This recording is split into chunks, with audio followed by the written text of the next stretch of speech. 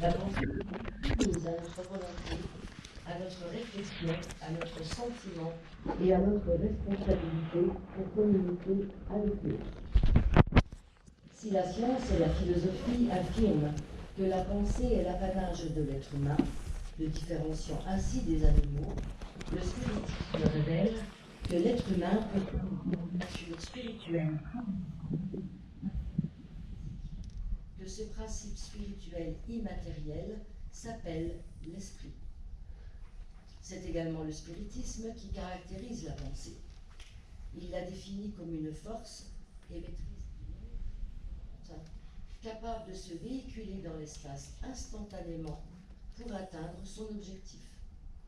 Si la pensée est une force et une énergie, c'est donc qu'elle agit et qu'elle se traduit en action. Et si la pensée se véhicule dans l'espace, se transmet d'un endroit à un autre, d'une personne à une autre, que celle-ci soit dedans ou hors le corps physique, c'est donc qu'elle est un vecteur de communication. Ainsi, le spiritisme remet à sa vraie place la pensée, en affirmant qu'elle est l'attribut essentiel de l'esprit et qu'elle est utilisée en permanence, aussi bien de façon consciente qu'inconsciente. Au regard de la science, l'étude du cerveau opère un parallèle rigide entre la pensée et l'activité cérébrale. Le fonctionnement du cerveau, qui maintenant sûrement à découvrir, est le progrès scientifique, l'organe de nos pensées. Pour autant, la science progresse. Aujourd'hui, elle tend à démontrer que la pensée peut agir sur son environnement, que si le cerveau est le vecteur matériel de la pensée pour aboutir à la production de mots, les scientifiques s'interrogent sur l'origine de la pensée. Nous pouvons espérer qu'un jour, la science accepte l'existence d'un principe spirituel chez l'être humain. De cette façon, ils rejoindront le propos des esprits, qui affirment que c'est bien l'esprit et non le cerveau qui est à la source de nos pensées. En résumé, nous dirons que le spiritisme affirme la présence de l'esprit chez l'être humain, qu'il est à l'origine de la pensée et de sa transmission, que la pensée possède une force que l'on peut expérimenter par de nombreuses facultés. La télépathie est un des premiers phénomènes psychiques étudiés. La croyance en la télépathie est probablement aussi vieille que l'humanité. Mais du point de vue expérimental, c'est surtout la naissance de l'hypnose à partir de 1775 que l'on s'est penché sur la question. Puis, c'est Frédéric Myers au XIXe siècle qui inventa le terme de télépathie, terme qui vient du grec télé, signifiant à distance, et de patheia, signifiant ce que l'on éprouve. Donc, ce que l'on éprouve à distance. Il a fallu attendre véritablement 1926 avec Joseph Langsrein et son épouse Louisa, tous deux diplômés sciences, professeurs d'université, pour que l'étude expérimentale des phénomènes paranormaux appelés aujourd'hui parapsychologie soit lancée. À l'université de Duke, à Durham, en Caroline du Nord, les époux Rhine créèrent un laboratoire de parapsychologie. Des expériences sont réalisées avec des groupes d'étudiants soumis à des exercices répétitifs à l'aide de cartes appelées cartes de Zener. Certains exercices ont démontré 80% de réussite, mettant en évidence le principe de la transmission télépathique entre deux personnes. Les époux Rhine découvrirent que certains de ces sujets devinaient des cartes, isolées dans des enveloppes. Ils nommèrent cette faculté la précognition, qui est devenue aujourd'hui la clairvoyance. Enfin, ils démontrèrent que la pensée possède une énergie lui permettant d'entrer en action et d'agir directement sur la matière. M. Rhine inventa le nom de ce phénomène, la psychokinèse. Mais voyons plutôt un film, un extrait de film.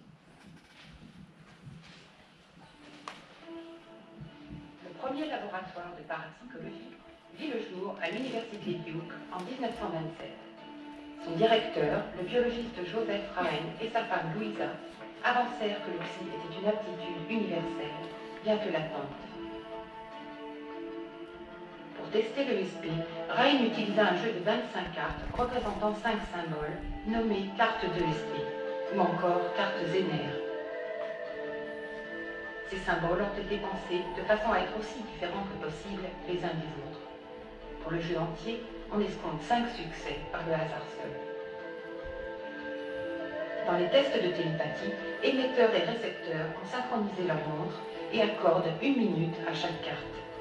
L'émetteur retourne une carte après l'autre et se concentre sur son symbole. Dans une autre pièce, le sujet inscrit son choix.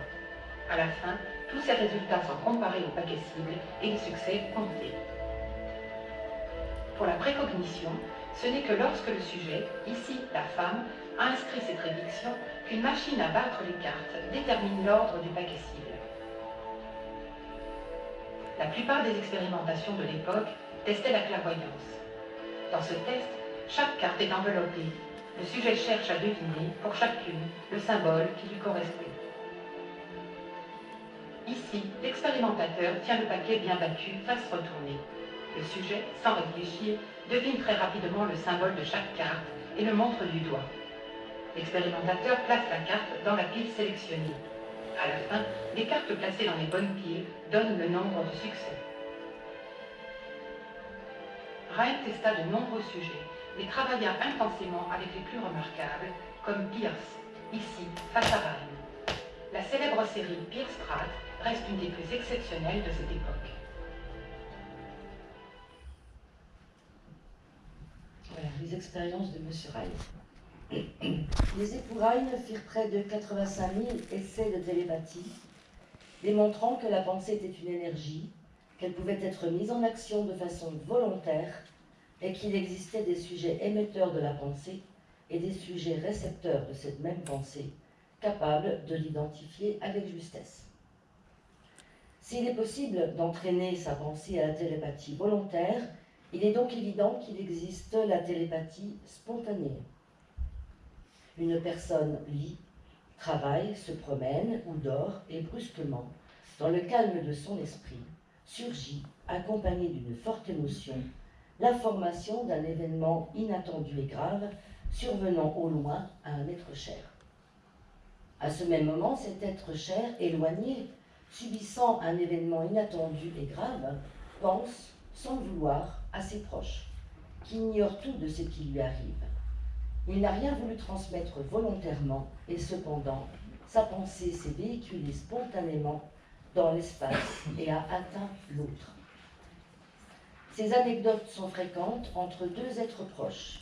Cela veut dire que deux psychismes liés d'affection se relient soudain dans l'espace, sans le vouloir, mus cependant par l'affection qu'ils se portent. Le chanteur Guy Béard témoignera d'une télépathie spontanée. En 1952, je me promenais sur les bords de la Seine avec un ami et tout à coup, je me suis exclamé « Mon père est mort ». Il habitait alors à plusieurs milliers de kilomètres. 1 heure plus tard, j'ai reçu un télégramme nous annonçant son décès. Voilà un exemple de télépathie spontanée. D'autres témoignages en ce sens de la part de personnes jumelles sont rapportés sur le net. Et sans aller jusqu'à la perception d'une pensée inattendue et grave, peut-être que vous-même avez-vous déjà eu la surprise d'entendre au téléphone, de rencontrer dans la rue ou de recevoir chez vous une personne à qui vous pensiez peu de temps auparavant. Du style « Ah ben je pensais justement à toi ». C'est drôle, non? La transmission de votre pensée nuit par votre sentiment envers la personne ou inversement. Elle, envers vous, a eu lieu naturellement. Il y a la pensée que l'on reçoit et la pensée que l'on émet, avec plus ou moins de puissance et selon notre volonté. La télépathie entraînée acquiert de la force et se développe au fur et à mesure du temps pour devenir une faculté réelle, mais à mettre au service des autres. Dans notre cercle, la télépathie et l'utilisation de la force de la pensée sont au cœur de nos activités. Elles sont mises en œuvre par l'étude et la pratique de la clairvoyance, de l'écriture intuitive et médiumnique, la psychométrie, la radiesthésie, la psychokinèse et en matière de santé par l'hypnose et le magnétisme. Elles sont utilisées aussi de façon individuelle ou en groupe pour servir des causes nobles et altruistes, qu'elles soient environnementales ou sociétales, et nous y reviendrons en fin d'exposé. La mise en action des facultés psychiques de l'être humain nécessite deux éléments essentiels, son esprit et son périsprit. Le périsprit est un mot qui vient de péri, autour de l'esprit, qui veut dire esprit, soit autour de l'esprit. Nous avons donc tous un périsprit. Il est un corps invisible à nos yeux, fait de matière légère, empli d'énergie vitale, dont il émet en permanence les vibrations. Il nous accompagne dans toute notre vie, qu'elle soit dans l'au-delà ou sur des sphères habitées. Il nous permet d'intégrer la matière au moment de notre réincarnation, et c'est aussi grâce à lui que notre corps physique s'élabore dans le corps de notre maman. Il nous permet de rejoindre l'au-delà pendant notre sommeil ou à la mort du corps physique, de communiquer à notre esprit des sensations physiques et psychologiques, autant agréables que désagréables d'ailleurs. Témoin de nombreuses vies et de notre parcours spirituel, ces cellules, dites périspritales, ont une capacité mémorisante du vécu global de notre esprit. Le périsprit est à lui tout seul un petit bijou de technologie physique et spirituelle. Une des facultés psychiques la plus connue est la clairvoyance. Elle existe sous plusieurs formes, la clairvoyance simple, la clairvoyance médiumnique et la psychométrie. La clairvoyance simple s'effectue entre deux êtres vivants. C'est une possibilité d'obtenir par télépathie des informations et des conseils, des révélations sur ce qui est bon d'entreprendre ou d'éviter pour soi ou pour un tiers. Nous considérons la clairvoyance toujours sous l'angle du conseil, apporté pour mieux vivre notre incarnation, et jamais comme une injonction à se soumettre à une autorité, qui aurait tout pouvoir sur la personne sollicitant cette aide. Quel est le processus mis en jeu au moment de la clairvoyance? C'est là tout le rôle du périsprit, qui devient la source d'informations reflétant notre état psychologique, notre état de santé et l'environnement dans lequel nous évoluons. C'est avec la vibration périspritale de la personne, porteuse d'informations la concernant, que le clairvoyant établit sa télépathie. Les informations sont perçues par le clairvoyant sous forme de clichés et de sensations. Elles lui permettent d'apporter à celle ou celui qui en a besoin une aide précieuse pour lui-même ou pour son entourage et pour la suite des choses. Voici un exemple de clairvoyance simple, axée sur la santé. Elle a été réalisée par Michel Pantin en 2005. Michel, cofondateur de notre cercle, avait une puissante médiumnité et par voie de conséquence était un clairvoyant à la préscience que l'on peut qualifier d'exceptionnelle. Ce jour-là, pendant plusieurs minutes, Michel sut peindre un portrait plutôt précis de la personnalité de la spirite qui était alors à ses côtés et sans établir un diagnostic, procéda à un descriptif de ce qu'il percevait de négatif quant à sa santé. Une fragilité physique située aux intestins pouvait entraîner des complications graves. La personne avait bien des douleurs parfois, mais ne s'en était jamais inquiétée véritablement. Pourtant, la clairvoyance donnait une alerte. Elle se rendit chez un gastro-entérologue et d'après les symptômes ressentis, un examen fut réalisé. Le gastro-entérologue confirma cette fragilité existante qui, sans les soins appropriés, avait un risque avéré de se transformer en cancer du côlon. C'est tout le rôle de ce type de clairvoyance axée sur la santé. Parfois, le clairvoyant peut avoir l'idée d'un remède ou de l'origine des maux, qu'elle soit physique ou psychologique. Grâce à cette clairvoyance, le cancer du côlon en formation a été évité. Au-delà des bienfaits apportés, on peut dire que la clairvoyance a trouvé sa preuve scientifique et authentique. Nous allons parler de médiumnité. Et dans le cadre de cet exposé, nous parlerons de la médiumnité dite intuitive, que l'on pratique sous deux formes, la clairvoyance et l'écriture. Depuis les travaux d'Allan Kardec, nous savons ce qu'est un médium. Il n'est pas de mystère ni de magie. Le médium est un intermédiaire entre les vivants et les morts. C'est un être sensitif, perméable à l'au-delà. Il est sensible à toutes les vibrations et aux pensées émises, en ce sens qu'il est télépathe, c'est-à-dire qu'il est amené à percevoir et à ressentir aussi bien les vibrations humaines que les vibrations qui proviennent de l'autre monde. C'est par rapport à cela que nous pouvons affirmer que le médium est naturellement clairvoyant, mais un clairvoyant n'est pas naturellement médium.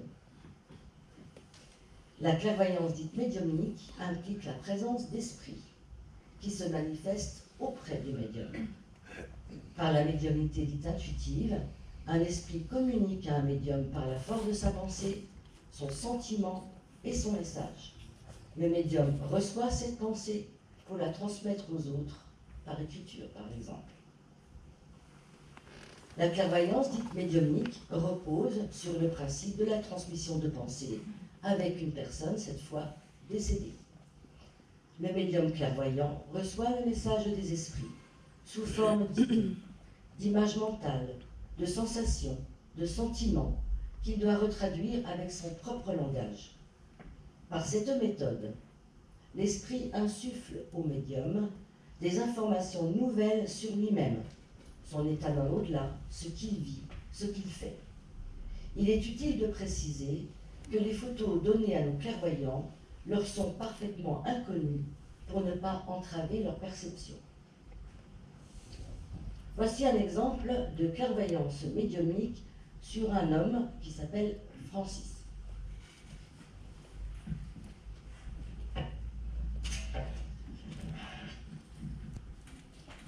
Je vois cet homme qui pénètre à l'intérieur.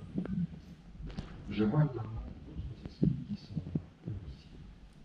Je sais qu'il a traversé le tunnel, mais qu'il ne l'a pas traversé tout de suite. Il lui a fallu du temps. Je ressens chez lui beaucoup de quiétude, beaucoup de calme.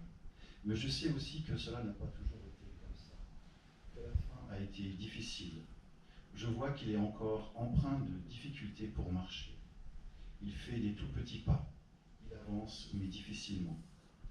Je vois une femme, je dirais une vieille dame qui s'approche de lui. Elle a une canne à la main, elle semble un peu courbée. Elle était là, elle l'attendait. Ce sont des retrouvailles.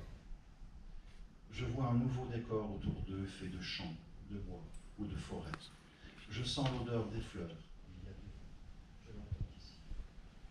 C'est un esprit qui reprend de la force. Il a compris qu'il lui faudra se réincarner, mais qu'avant cela, il lui faut apprendre. Je dirais qu'il est pleinement conscient de sa vie spirituelle et qu'il sait ce qu'il a à faire. Ce monsieur est un de mes proches, qui est décédé en 2011.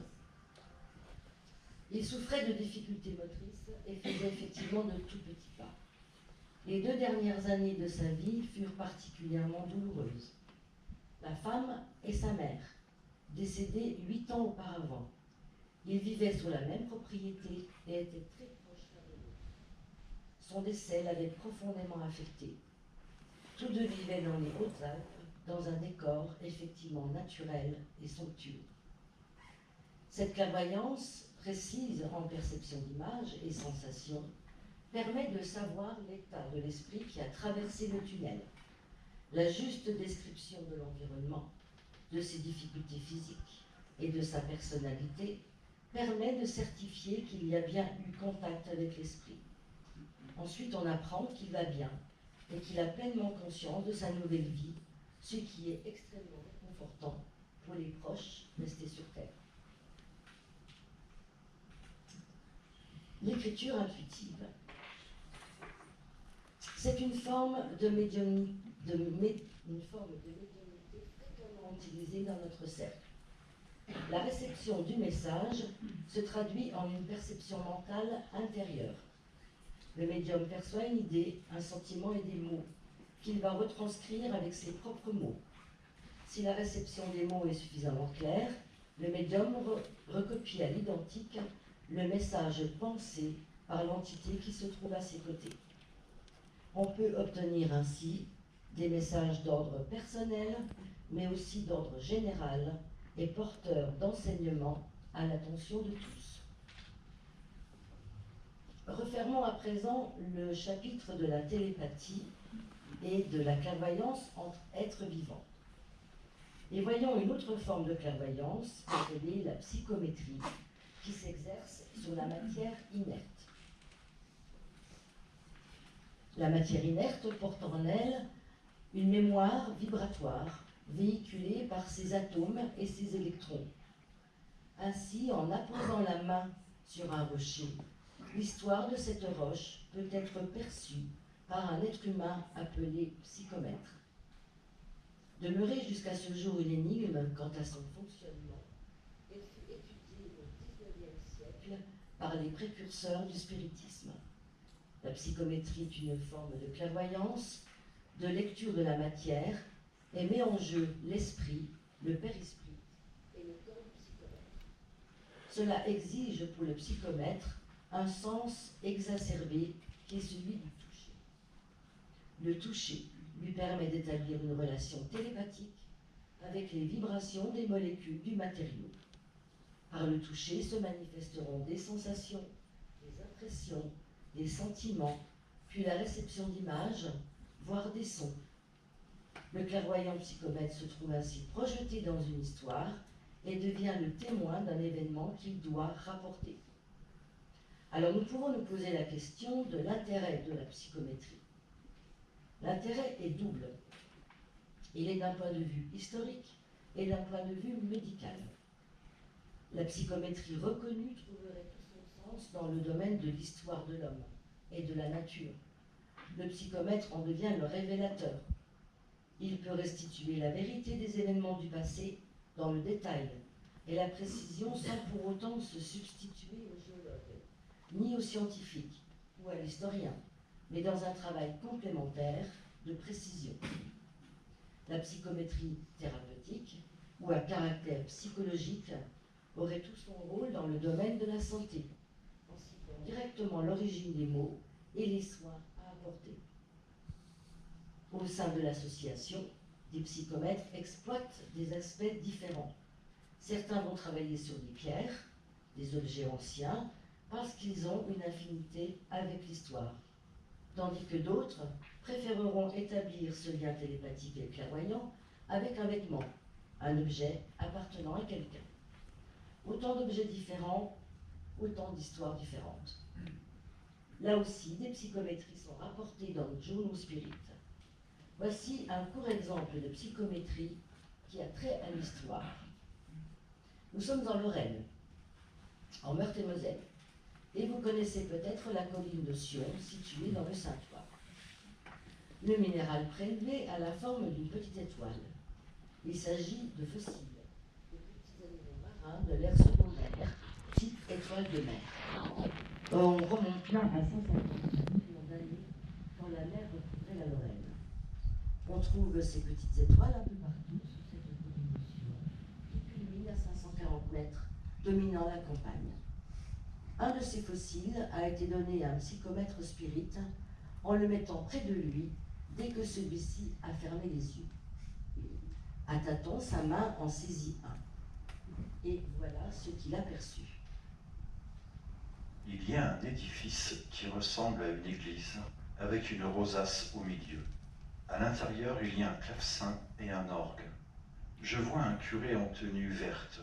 Le lieu est peu fréquenté, sauf lorsqu'il y a des pèlerinages. C'est très verdoyant. Je vois un drapeau blanc avec des écussons bleus et un chardon orange, jaune et rouge. Il y a une cérémonie avant de livrer. La psychométrie s'arrête comme ça.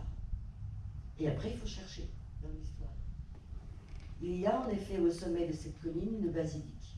Ça, on la connaît. Donc, un édifice qui ressemble à une église, dans laquelle il n'y a pas de rosaces mais de très beaux vitraux. Il y a également de grandes orgues, et c'est bien un lieu de pèlerinage depuis l'époque des ducs de Lorraine. L'élément déterminant de cette psychométrie, c'est le charbon, qui devint le symbole de la région à partir de 1477, après la bataille de Nancy. Les couleurs données sont justes, et le drapeau blanc avec des épis portés en charbon évoque sans aucun doute l'époque lointaine où les armoiries représentaient son blason de la Lorraine. Cette psychométrie a trouvé sa validation par la recherche historique effectuée, prouvant ainsi la réalité de la télépathie et de la clairvoyance sur la matière inerte.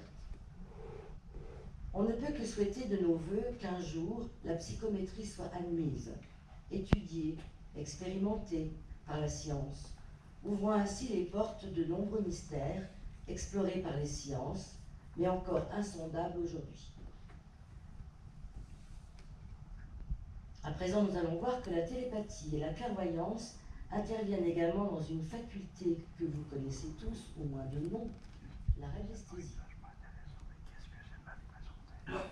Il n'est pas inutile de parler cet après-midi des composants de la matière, puisqu'en radiesthésie, il faut connaître le processus physique de l'atome et de ses électrons, pour comprendre qu'un radiesthésiste, lui aussi, entre en contact télépathique avec les vibrations émises par les atomes de la matière.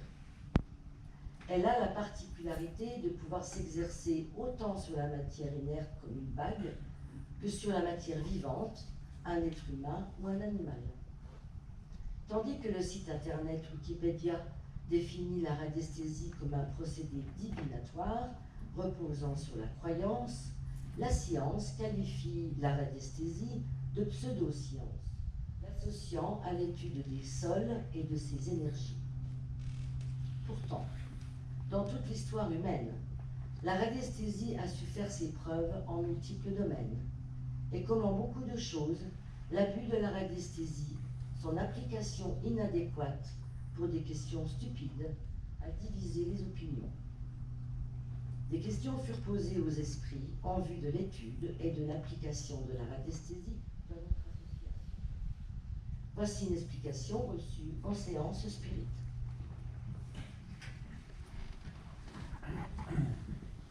Penduler à l'aide d'un matériau pur ou d'un alliage revient à télépather inconsciemment avec la structure des atomes. Cette télépathie de l'esprit à la matière, par le biais du pendule, va permettre aux radiesthésistes de situer à la fois la matière vivante et la matière inerte. C'est ainsi que le pendule pourra déterminer la localisation d'une maladie, mais aussi la localisation d'un matériau. Alors comment le radiesthésiste procède-t-il pour effectuer cette démarche? Son matériel de recherche est un pendule, car le pendule est un instrument de mesure sensible aux énergies de la Terre. Une fois le contact établi entre la vibration de l'objet et le périsprit du radiesthésiste, le pendule témoigne de cette mise en relation en exécutant des mouvements. Le radiesthésiste n'a plus qu'à traduire ces mouvements en instaurant son propre décryptage, en créant ce qu'on appellera une convention de fonctionnement entre lui et son pendule. Une convention est un système simple de réponse par oui ou par non aux questions que le radiesthésiste se pose. Par exemple, le pendule se balance de gauche à droite. Pour le radiesthésiste, ce mouvement signifiera un oui. Le pendule se met à tourner. Pour le radiesthésiste, ce mouvement signifiera un non. À savoir que chaque radiesthésiste établit sa propre convention qu'il gardera pendant toute sa pratique.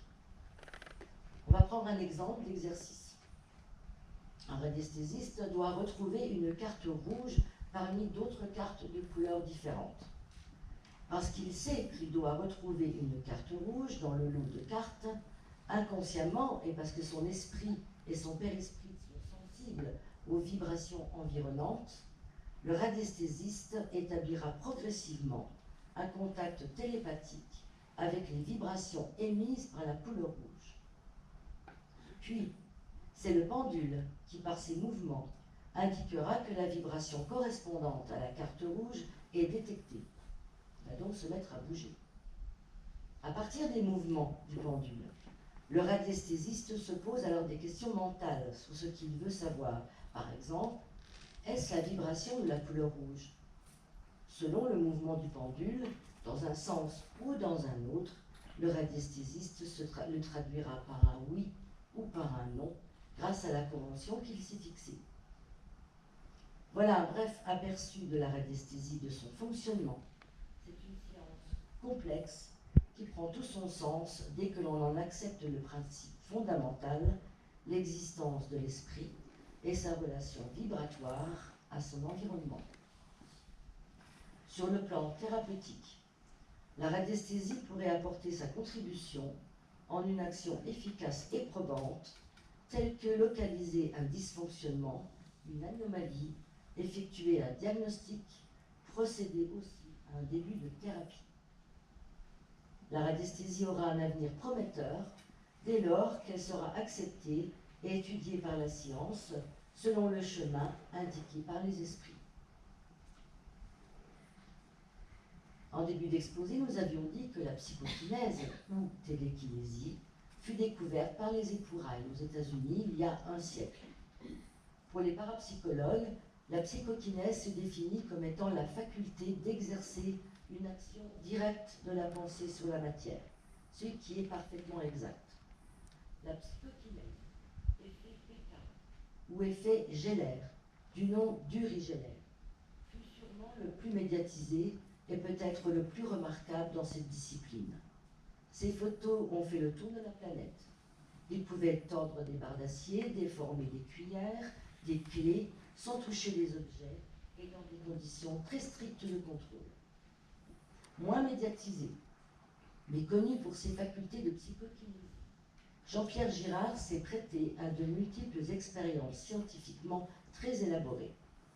Malgré les multiples observations et preuves du pouvoir de la pensée sur la matière, la communauté scientifique n'est toujours pas disposée en 2023 à admettre cette réalité comme une science.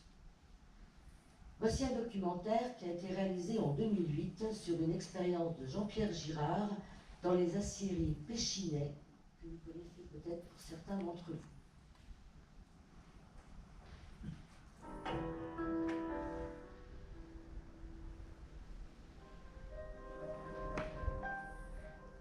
Jean-Pierre Girard réalise sous contrôle rigoureux et en marge de toute exploitation commerciale au Music Hall des expériences sur la torsion des barres métalliques qui ont suscité le plus grand intérêt chez les chercheurs métallurgistes de la société Péchinet.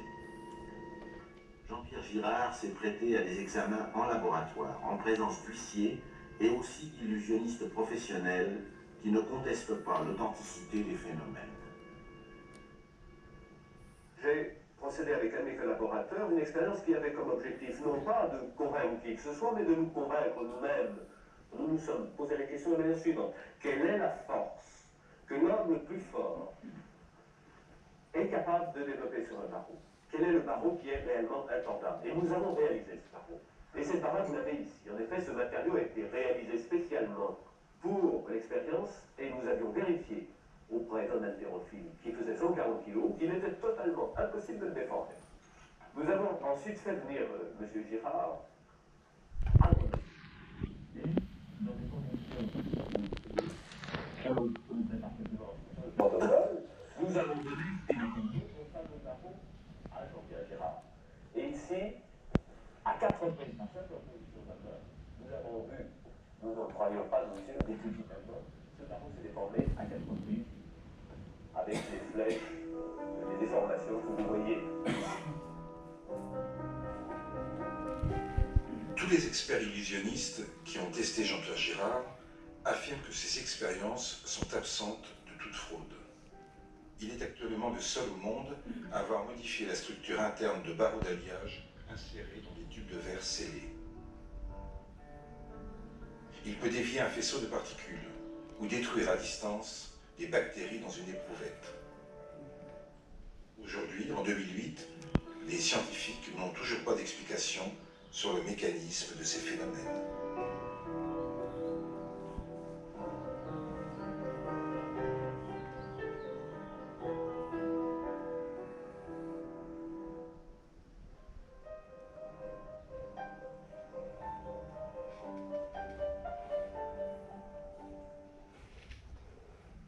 expérience réalisée il y a 15 ans. On leur expliquera. Les esprits ont défini cette faculté comme étant le désir de l'esprit humain de modifier la matière en lui envoyant une énergie issue de sa seule pensée, pour organiser ou désorganiser la structure du matériau. C'est donc une faculté qui peut se développer par un apprentissage sérieux et régulier, mais somme toute avec beaucoup de patience. Nous citerons dans cette partie de l'exposé des thérapies très en vogue aujourd'hui, le magnétisme et l'hypnose. Si aujourd'hui le magnétisme connaît un franc succès, il reste souvent mal défini et galvaudé, possédant des significations aussi disparates les unes que les autres.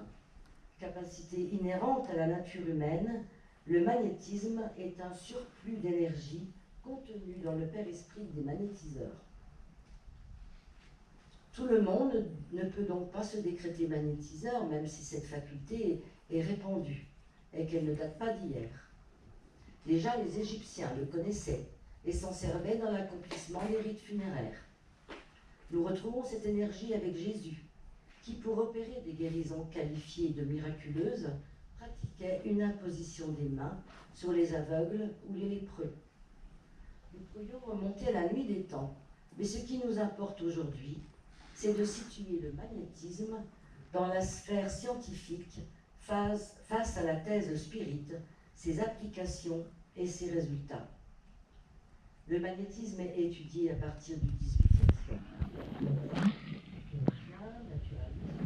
Philosophes se penchent sur la question des différentes thèses et de nombreux travaux ont vu le jour. Certains chercheurs ont su, au début de notre cercle, apporter leurs enseignements à la table des spirites.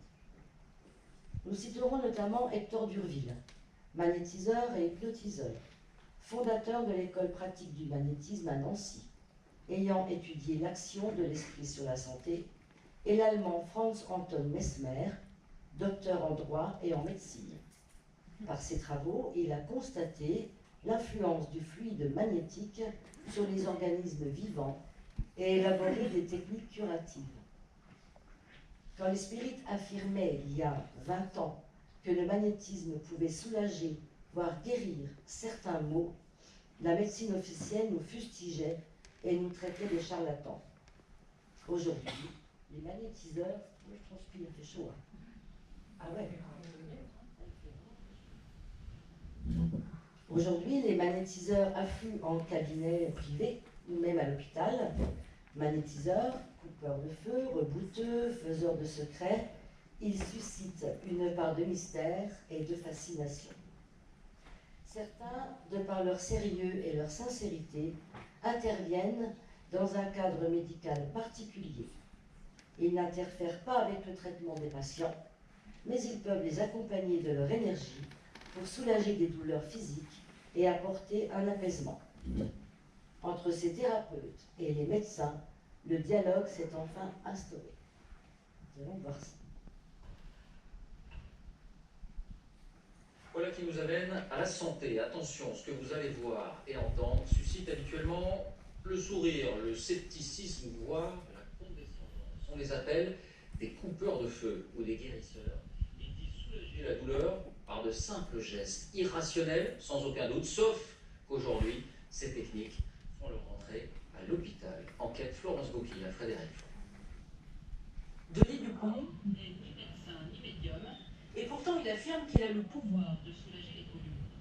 C'est sa tante qui lui aurait transmis ce don, celui de couper le feu. Il se livre régulièrement à un étrange rituel, des incantations silencieuses, des gestes mystérieux.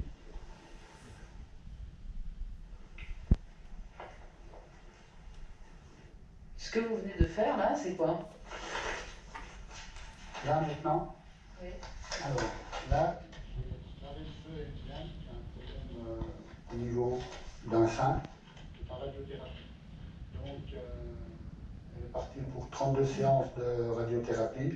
Donc, tous les jours, 2 ou 3 minutes ou 5 minutes après qu'elle ait eu sa radiothérapie, je lui barre le feu. Barrer ou couper le feu ne signifie pas guérir, et la malade le sait. Mais elle croit que grâce à lui, les effets secondaires de son traitement seront moins lourds. Des courriers comme celui-ci, ce Savoyard en reçoit de la France entière. Le bouche à oreille fonctionne d'autant mieux qu'il fait ça gratuitement à l'ancienne. Au centre hospitalier de Grenoble, la chef du service de cancérologie respecte les croyances. Il lui arrive même de parler des coupeurs de feu à ses patients. Les médecins sont à l'écoute de leurs patients. Et quand ils ont eu l'expérience pour un ou plusieurs malades, d'un malade qui en avait tiré bénéfice, évidemment, ils transmettent l'information. Ah oui, donc ça arrive qu'un médecin puisse dire... Ça peut arriver, même si on n'a pas les preuves scientifiques. C'est un vrai progrès. Selon l'étude Spirit des applications du magnétisme, cette énergie, par l'intermédiaire de magnétiseurs, a la capacité de soulager, de soigner et même de guérir des malades atteints de maux divers. Cette énergie magnétique que possède le magnétiseur est issue directement de son périsprit. En magnétisant, il expulse un supplément de vitalité dans un but préventif ou curatif. Cependant, les spirites n'auront de cesse de prévenir que le magnétisme ne peut soigner une personne atteinte de cancer. Bien au contraire, puisque le magnétisme est une énergie. Or, on ne donne pas de l'énergie aux cellules cancéreuses. Le magnétisme ne s'acquiert pas, on vient au monde avec. Il ne nécessite pas de développement, mais prend de la puissance au fur et à mesure que le magnétiseur travaille. L'action de la pensée aura là aussi un rôle primordial. Le magnétiseur doit autant que possible se concentrer sur l'acte magnétique qu'il est en train de faire. Son énergie doit être accompagnée de sa pensée amoureuse. Car, comme le disent les esprits, sans le désir de soulager autrui, le magnétisme n'aura pas l'effet attendu. Il en va de même de la personne qui se fait magnétiser. Celle-ci doit accueillir le magnétisme avec la certitude de ses bienfaits. C'est de cette alchimie que naîtra la guérison. Le cercle Spirit Allan Kardec a ouvert au public des cellules de soins magnétiques à partir de 1996. L'application des passes magnétiques a été reçue en séance médiumnique. Selon les gestes à accomplir, l'énergie magnétique aura différentes vertus. Des vertus calmantes, stimulantes, toniques, excitantes. Elles agissent sur le périsprit qui les répercutera sur le système nerveux du patient et les organes atteints du corps physique. Les cellules de soins du cercle Allan Kardec sont ouvertes à toutes et à tous, sans distinction, que ce soit à Nancy, à Besançon, Belfort, Paris, Lyon, Montpellier ou Toulouse. C'est sur rendez-vous. Comme nous l'avons vu, les intervenants spirites utilisent, selon leurs possibilités et le cas de la personne, le magnétisme, l'hypnose, la clairvoyance, la phytothérapie, facultés qui font intervenir les forces de l'esprit. Car spiritisme et hypnose sont deux sciences qui aboutissent à la même conclusion, la présence de l'esprit comme principale composante du corps humain. L'hypnose n'est pas une faculté, elle fait appel à la force de l'esprit du patient. Elle est très en vogue aujourd'hui et s'impose dans de nombreux secteurs médicaux. Cependant, telle qu'elle est appliquée aujourd'hui, l'hypnose ne tient pas compte de la présence de l'esprit au sein du corps humain, qui lui est artisan possible de sa propre guérison. Le dentiste, le psychiatre, le médecin du sport, le chirurgien, l'anesthésiste parlent librement de l'hypnose et de ses bienfaits dans une pratique quotidienne, ce qui est le cas. Et pour cause, l'hypnose est reconnue depuis 2005 par l'Ordre des médecins comme une technique médicale supplémentaire permettant d'aller chercher chez le patient ses ressources internes. De nombreux professionnels de la médecine, quel que soit le domaine dans lequel ils exercent, trouvent en cette thérapie un outil de soin efficace, apportant un réel confort de travail, réduisant considérablement les chocs opératoires en matière de stress et de douleur. Les soignants qui pratiquent l'hypnose sont unanimes en préconisant que celle-ci devrait être intégrée à leurs études. En médecine, l'hypnose fait l'objet de colloques regroupant médecins, professeurs, chirurgiens et urgentistes. Quel progrès en 20 années, à l'époque où les spirites, qui affirmaient déjà les bienfaits de l'hypnose, étaient traités de doux rêveurs. Mais il est heureux de voir que ce début de reconnaissance présente beaucoup de positifs en perspective.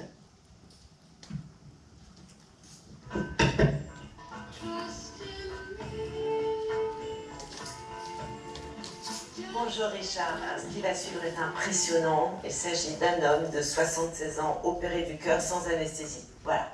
C'est unique en France. Il s'agit d'opérer ce patient qui a un problème de valve, c'est-à-dire changer sa valve cardiaque. D'habitude, on ouvre, on fait une intervention importante avec anesthésie générale.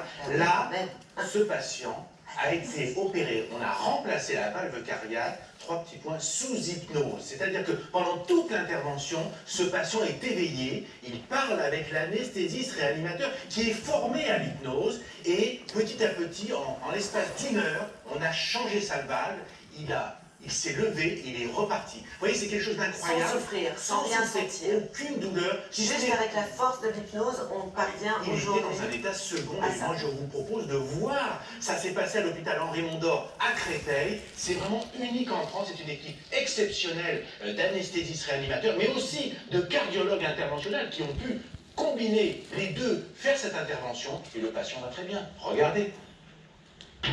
Hôpital Henri Mondor à Créteil. Gérald, 76 ans, va subir dans un instant une intervention du cœur sans anesthésie. Aussi incroyable que cela puisse paraître, le chirurgien va changer sa valve cardiaque malade sous hypnose. Je préfère l'hypnose parce que j'ai un peu peur de l'anesthésie générale. Que là, on suit l'évolution de l'opération. Les patients chez qui on propose le remplacement de la valve cardiaque par cette méthode chirurgicale sont des patients dits fragiles. Généralement, ils sont âgés, ils ont plusieurs pathologies, donc ils sont relativement susceptibles d'avoir des risques opératoires ou péropératoires plus élevés que la population normale. Première étape, l'introduction d'un cathéter dans une artère de la jambe qui va permettre d'accéder directement dans le cœur de Gérald. Le geste, très délicat, consiste à changer la valve cardiaque qui est abîmée, qui fatigue le cœur de Gérald.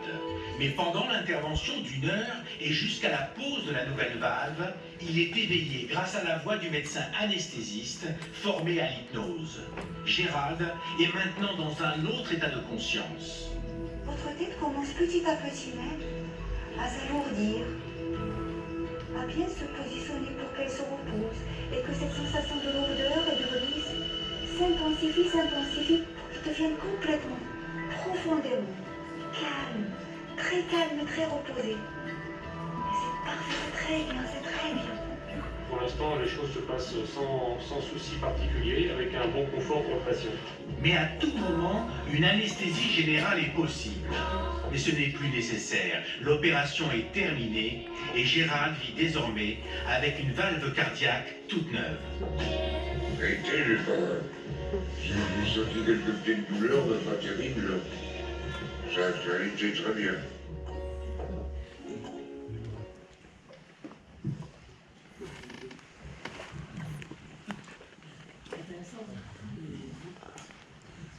Nous assistons là à une hypnose qui détourne l'attention du malade vers un endroit où il se sent bien. C'est très efficace. Pour autant, ce n'est pas l'esprit du malade lui-même qui opère sa guérison. Malgré ce positif, il reste la question. À quand un véritable intérêt pour la présence de l'esprit dans ce que le monde médical appelle les ressources internes du patient? Et dire que l'hypnose thérapeutique a été étudiée depuis plus d'1 siècle. Elle a été expérimentée au XIXe siècle par les médecins Bernheim et Liébaud, fondateurs de l'école de la suggestion à Nancy. Ils ont contribué à l'âge d'or de l'hypnose en France. Le docteur Freud, à ses débuts, pratiqua l'hypnose et s'est rendu à Nancy pour y parfaire sa méthode. Pourtant, l'hypnose n'apparaîtra pas dans ses travaux.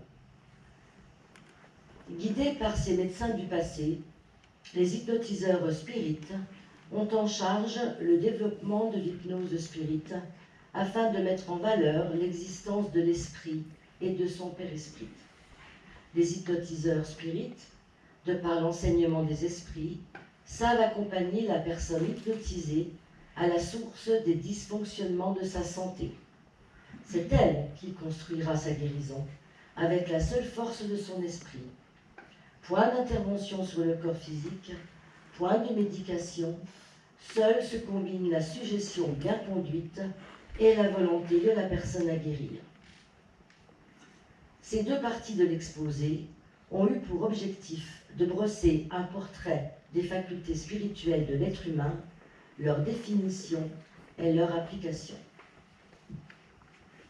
Poursuivons cet exposé sur un autre sujet en lien étroit avec ce qui vient d'être dit, car cette fois, il nous concerne tous.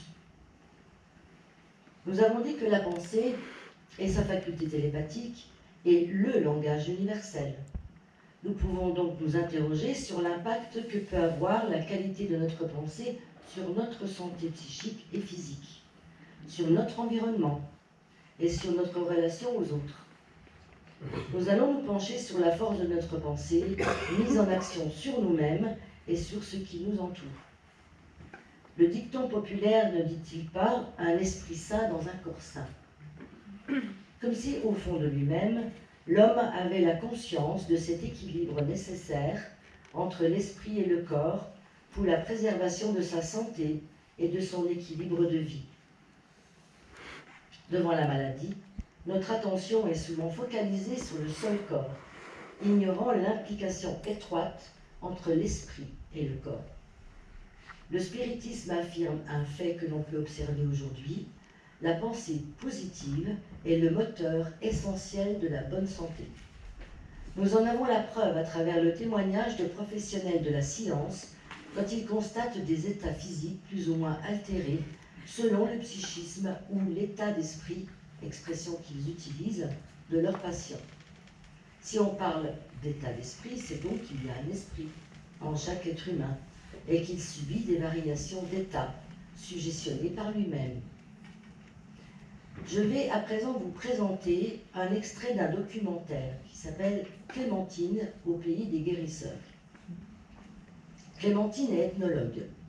Elle étudie les sociétés, leur histoire, leurs coutumes, leur religion et leur mode de vie.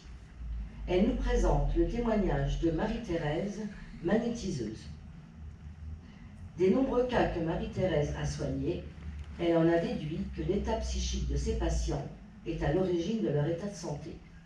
Autrement dit, elle affirme ce que les professionnels de la santé nomment la somatisation ou la psychosomatisation. Nous allons écouter son témoignage. Et c'est ça. Clémentine est ethnologue. En 1996, elle entame une recherche sur les pratiques méconnues des guérisseurs. C'est en Auvergne qu'elle décide de s'immerger pendant 3 ans. 3 années durant lesquelles elle s'est avancée pas à pas dans un monde secret, insoupçonné, où derrière les apparences, on invoque depuis toujours visible et invisible pour soulager la douleur.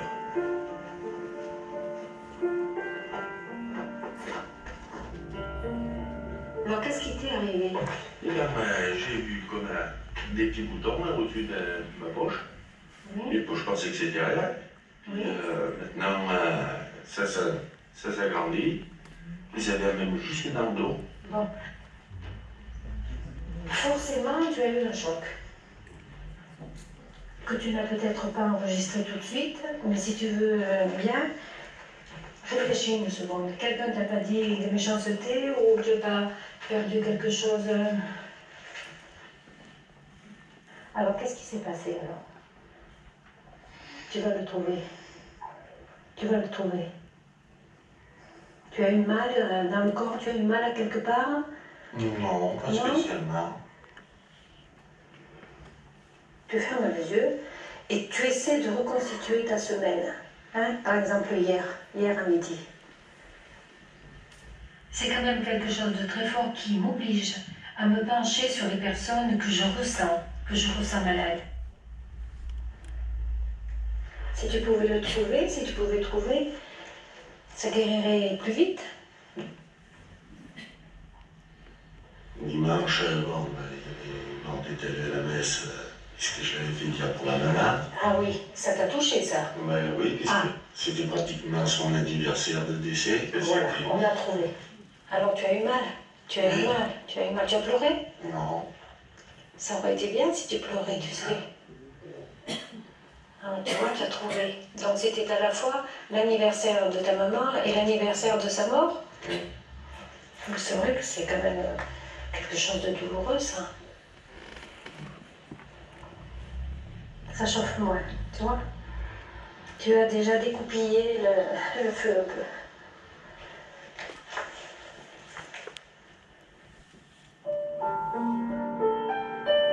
Marie-Thérèse avait donné rendez-vous à son patient 5 jours plus tard. Il a quand même quelques des petits boutons, mais à côté de ce qu'il y avait, c'est pratiquement zéro. Hein. Là, il y a des croûtes, donc, et tout. Et donc, tu ne souffles plus? Non, je te sens plus rien.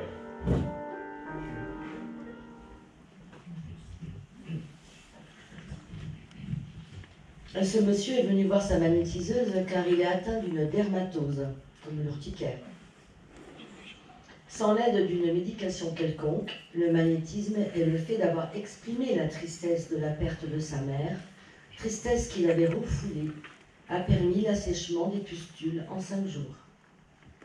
Ce petit film démontre combien notre psychisme agit avec force sur notre corps, de façon négative comme de façon positive. Il faut donc garder un bon psychisme, et pour cela des moyens existent, notamment l'autosuggestion. Alors qu'est-ce que la suggestion? Qu'est-ce que l'autosuggestion? Le dictionnaire dit « La suggestion désigne l'influence d'une idée sur le comportement, la pensée, la perception, le jugement ou la mémoire ». C'est ce qu'avait mis en évidence Émile Coué, psychologue et pharmacien à Nancy. Toujours à Nancy, vous avez vu, hein. On est vraiment... Au travers de ses multiples travaux mondialement reconnus à son époque. Aujourd'hui, même à Nancy, il est tombé dans l'oubli. Il avait acquis la conviction que l'imagination et la volonté devaient travailler ensemble, multipliant ainsi leurs forces, et que cette imagination pouvait être conduite par le moyen d'une autosuggestion méthodique. C'est ainsi qu'il traita des centaines de patients, en faisant appel à leur imagination et à leur volonté d'aller mieux, par sa célèbre phrase et efficace phrase « Tous les jours, on va répéter, à tout point de vue, je vais de mieux en mieux », à répéter à voix haute 20 fois le matin et 20 fois le soir. Il induisait par cette suggestion récurrente une pensée positive à ses malades pour les amener, par la force de leur propre pensée, à un mieux-être naturel. C'est ce que l'on appelle l'autosuggestion, que chacun d'entre nous peut pratiquer. Si l'on comprend mieux à présent que notre état de santé a pour terreau l'état de notre esprit et de sa force, on comprendra l'implication qu'il peut avoir sur notre environnement.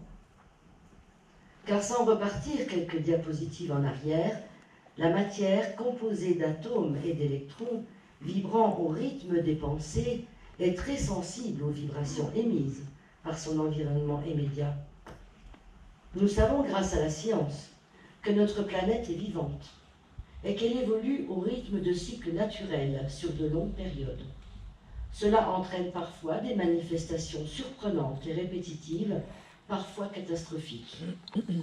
La Terre réagit aussi aux activités de nos sociétés, qui altèrent son fonctionnement, mettant en cause le réchauffement climatique. Tout cela est exact. Mais au-delà de ce constat, les esprits mettent en rapport notre psychisme avec les sursauts violents qui secouent régulièrement notre planète. Et c'est l'esprit de Gabriel Delanne qui va nous expliquer ces effets boomerang. Il est à dire et à faire remarquer que dans l'histoire des hommes, les climats, les reliefs, c'est-à-dire les objets des cataclysmes, sont à mettre effectivement en relation avec la nature de la pensée consciente ou inconsciente d'une humanité. Je prendrai un exemple plus restreint, un exemple français, sous la forme d'une interrogation. Entre 1939 et 1945, les hivers furent particulièrement rigoureux et dramatiques. Pourquoi, chers amis, pourquoi? Question qui a donc été posée par l'esprit de Gabriel Delanne. Et donc, à la suite de ses recherches, pour répondre à la question, ça méritait quand même d'aller chercher sur le site des archives de Météo France, à propos des grands froids en France au XXe siècle. Et on trouve ceci. De grands hivers s'enchaînèrent sur 6 années, durant toute la période de la Deuxième Guerre mondiale et l'après-guerre immédiate. 1938-1939, Hitler met en place son projet de guerre. La France entre en guerre. La suite, ce sont les hivers de 1940 à 1947. Les températures les plus basses relevées sont de -8 à -25 degrés en continu de décembre à fin février sur toute la France. Un exemple, du 25 décembre 39 au 3 mars 40, il y avait -21 à Nancy, -19 à Lyon, -11 à Marseille, avec neige et verglas en continu.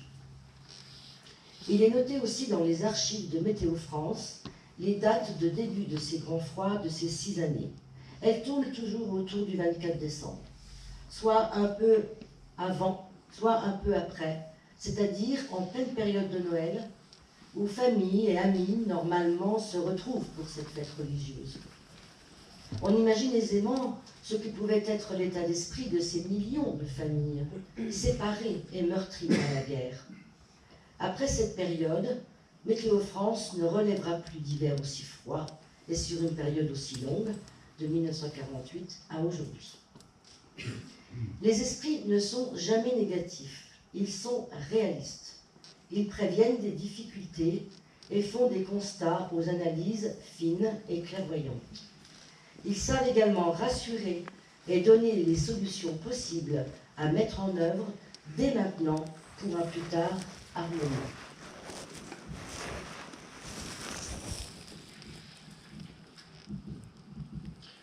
Je viens parmi vous glorifier une force donnée, celle de l'esprit, celle de son attribut principal, je veux dire la pensée.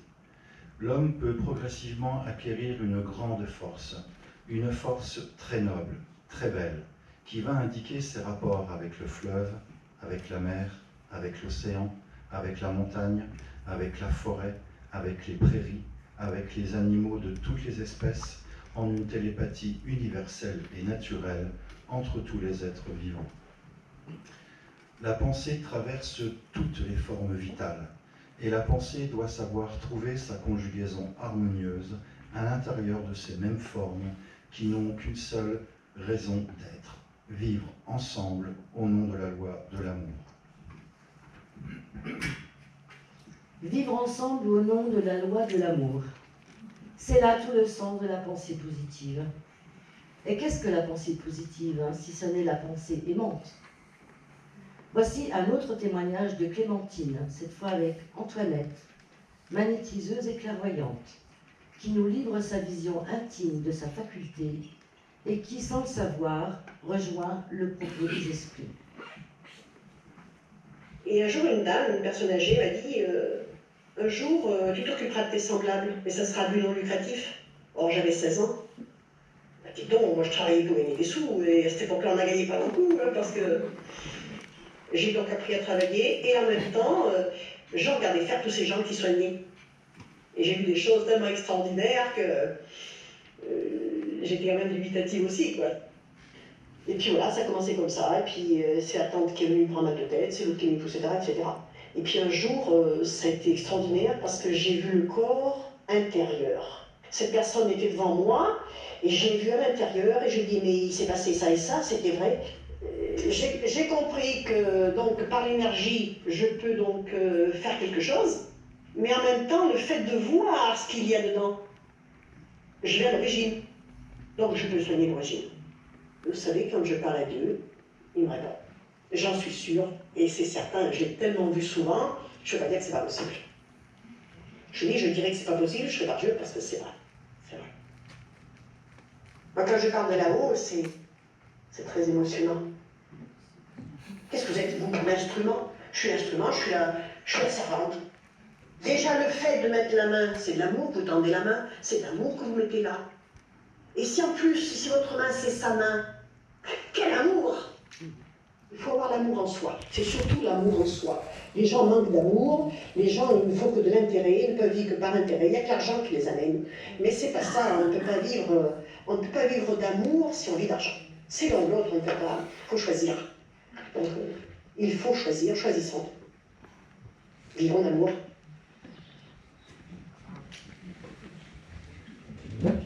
Antoinette est extraordinaire, cette vieille dame. Vivons d'amour, nous dit Antoinette, car elle ne doute pas un instant qu'elle puisse parler à Dieu. Antoinette est clairvoyante, ressent-elle les esprits, ressent-elle son guide qu'elle associe à Dieu? Elle ne le sait pas, mais elle affirme sans sourciller que sans amour, point de bienfait. Et le spiritisme ne dit pas autre chose. Ne sommes-nous pas issus d'une force causale dont l'amour a permis notre présence? N'avons-nous pas au fond de notre cœur et de notre esprit l'intuition de cette paternité? Ne possédons-nous pas la capacité d'aimer? Vous allez me répondre que ce n'est pas facile de manier la pensée positive lorsque notre psychisme est tributaire des aléas du quotidien. Oui, nos sociétés souffrent. Le chômage, la pauvreté, la violence sont des sources de déséquilibre altérant les psychismes et la qualité des pensées. Mais c'est lors de ces instants difficiles, lorsque notre mental vacille, qu'il faut peut-être se rappeler que nous sommes des esprits, momentanément incarnés sur cette sphère, que la vie ici-bas n'est qu'une courte expérience, que notre véritable vie est bien de nature spirituelle.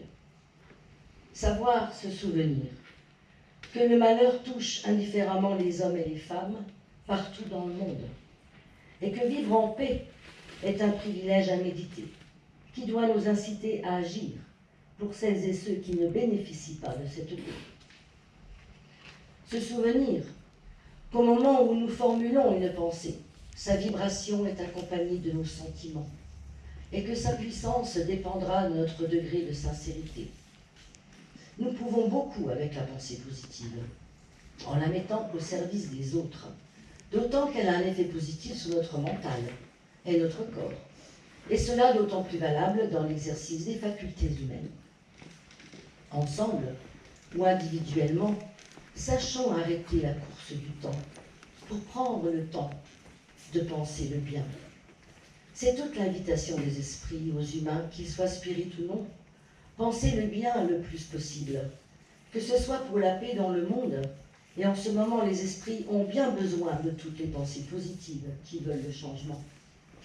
Que ce soit la régénération des sols et des forêts, l'anticipation des ouragans, les tsunamis, la survie des animaux, victimes des feux de forêt, ou que ce soit pour notre santé, les esprits invitent à utiliser la force de la pensée pour télépather positivement avec notre sphère et ses habitants.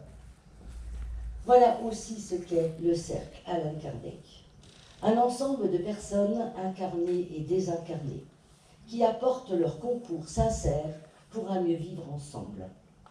Et vous aussi, vous pouvez participer. Car pendant que nous échangeons, 26 conflits meurtriers se déroulent sur notre planète bleue. Si comme nous, l'avènement de la paix sur Terre est votre credo, alors pensez-y, car l'urgence est à la paix, nous disent les esprits. Vous ne savez pas comment faire? C'est simple. Si vous en avez le désir, imaginez la Terre qui tourne dans l'univers. Imaginez ses habitants. Imaginez les armes tombées au sol. Imaginez des enfants, des femmes et des hommes se donner la main et pensez avec force et sincérité la fin des guerres. Que vous soyez seul ou en groupe, il est possible de le faire, pour chacun d'entre vous. Si vous êtes seul, asseyez-vous pendant 10 minutes et pensez la paix au son d'une musique douce.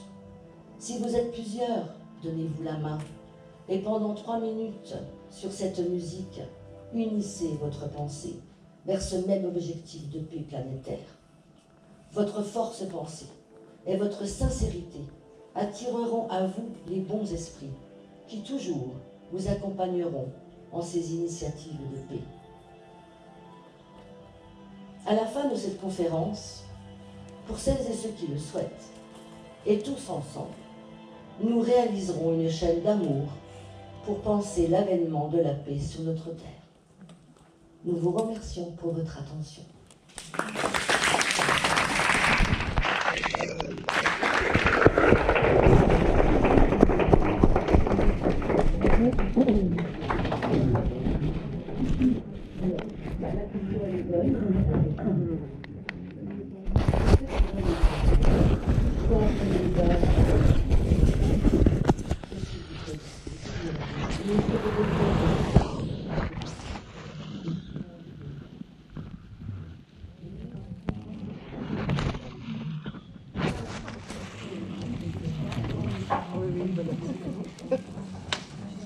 Voilà. Et donc, nous allons faire une petite pause d'une quinzaine de minutes afin de nous saluer un petit peu, de nous désaltérer si vous en avez.